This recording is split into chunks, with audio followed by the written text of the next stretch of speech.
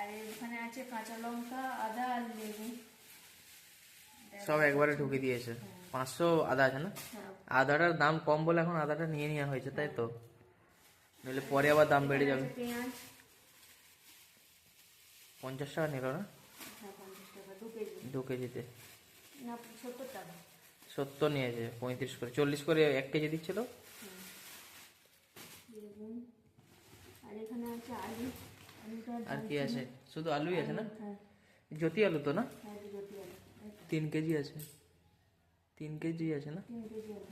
70 টাকা না? এবার এখানে আছে করলা 500। 500 করলা। সব কিছু বাজারে বেশি বেশি হয়েছে আর কি। 500 করলা, সে আগে যেমন করতাম।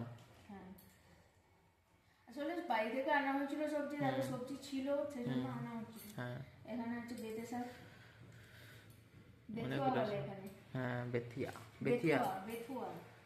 উড়িষ্যার। এখানে আছে মেথি শাক, এটা আমি পরোটা করবো বলে আমি এনেছি।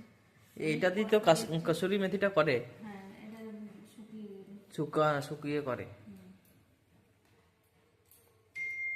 করলা অনেক আছে। 500 আছে তো।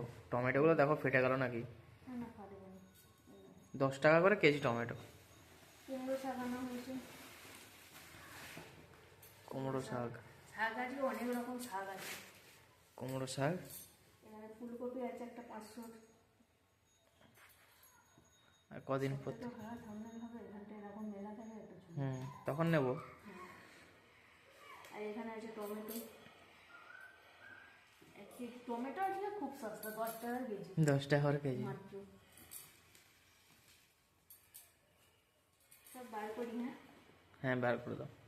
তাহলে এগুলো লাল শাক আছে, পালং শাক আছে, লাল শাক আছে, সব শাক। বিনস আছে। পোস্ট অফার 2টো মাছ, 4টে মাছে 500 টাকা।